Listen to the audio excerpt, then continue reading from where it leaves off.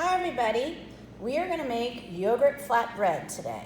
All right, we are studying Othello, and since Othello travels to Cyprus with the Venetian army, we are studying Cypriot cuisine, and we are going to make yogurt flatbread. Flatbread is like a pita or a gyro bread, and this is great because it's only 2 ingredients, yogurt and self-rising flour. So hopefully this will be a good, easy recipe because I love pita, and I especially love dipping pita into my hummus. So we just made the hummus recipe, and now this would be great to go with it. If you look over here, we have our mise en place already out with our tools and our ingredients, and we're going to measure them soon. But here we have our spoon, a butter knife to level, a spatula, a large bowl, a small bowl, our measuring cups, a liquid measuring cup, our scale because we're going to weigh the flour to make it more accurate, our self-rising flour, the rolling pin, and here we have 2 large skillets. So we're going to figure out which one we need. Now here is our ruler, and in our recipe it tells us that we need to roll out the bread to 8-inch size discs. So what size pan do we need? Okay, if we're going to roll it out to 8 inches, we need a pan that's going to be bigger than 8 inches. So here's our ruler. Here's the 8-inch mark. Okay, now is it going to fit in this pan? Let's see. It's just 8 inches on the bottom of the pan. That's not big enough. Okay, so we really want to have a little more space so that it'll cook well and it'll be flat. So this was definitely the one to use. It has plenty of space around it, so we're going to use the very large skillet. If you are at home and you don't have one of these really large ones and only have this, then yes, by all means, use this, okay? So, but since we have a choice and we have measured it with our ruler, and we can see that if we have an 8-inch flatbread, there's plenty of space around it, and it'll cook best in this one. So this one we can put away. All right, this one we'll put on the stove to be ready when we're going to use it. Now, we are going to be using whole milk, full fat Greek yogurt. All right, now I know there's fat-free yogurt out there. I have not experimented with using it to make this recipe, so I can't advise you to use it. So we're just going to use the whole fat.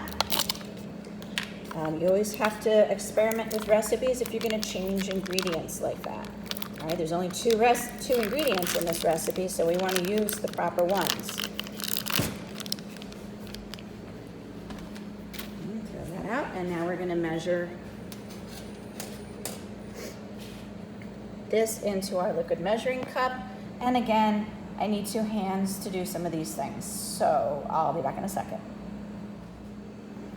We have our 1 cup of Greek yogurt in our liquid measuring cup, and now we're going to measure our flour. Now, what is self-rising flour? Why is it different from all-purpose flour? Well, it's called self-rising because the flour has the leavening agents in it already. The leavening agents rise the flour. Leavening agents are baking soda, baking powder, yeast, which is a live leavening agent. This one actually has baking soda and monocalcium phosphate and salt already in the flour. So that way you don't need to add any of that. So that is the difference between all-purpose flour and self-rising flour. So the best way to measure flour when you are doing it into a measuring cup is actually the spoon method, where you put a spoon into the bag and lift it out instead of putting the measuring cup in and lifting it out. That alleviates the flour from being compacted. If you've ever made a recipe from a cookbook and it didn't come out right, sometimes that could be the difference, which is why we usually weigh everything, because a weighted amount is consistent.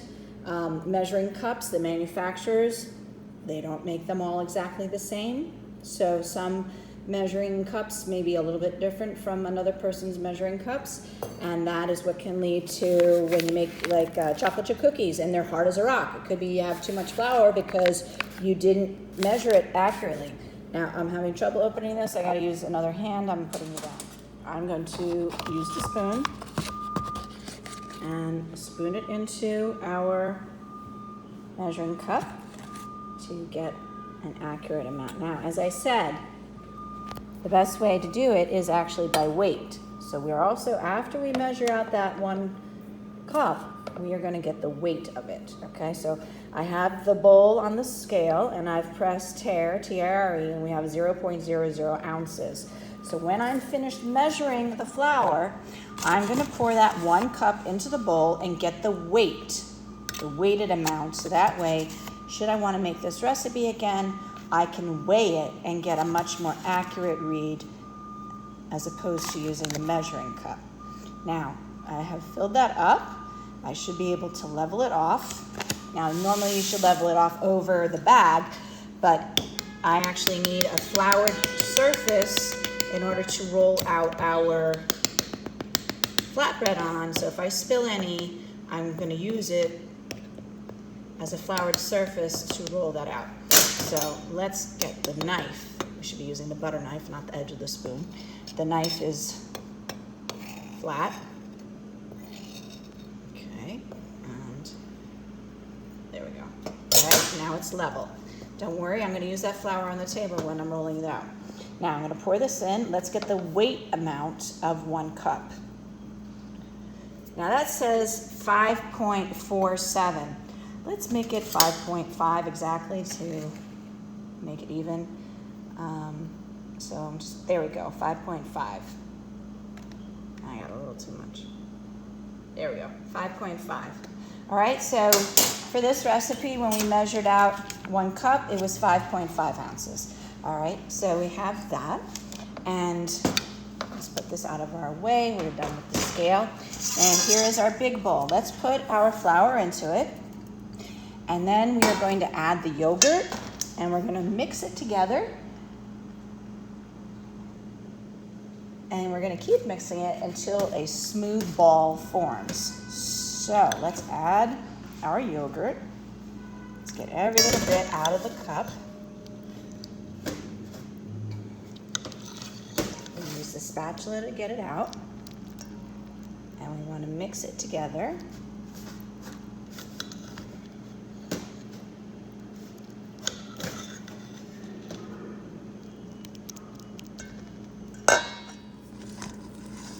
I've been stirring it for about a minute now, and as you can see, it's coming together and it's beginning to form a ball.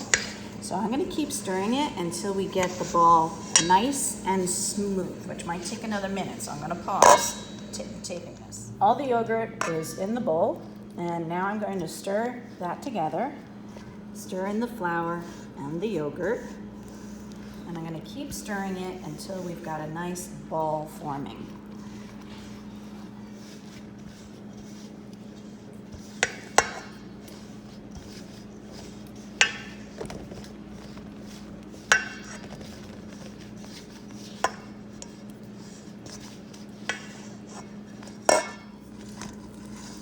I've been stirring it for about a minute now, and as you can see, it's coming together and it's beginning to form a ball.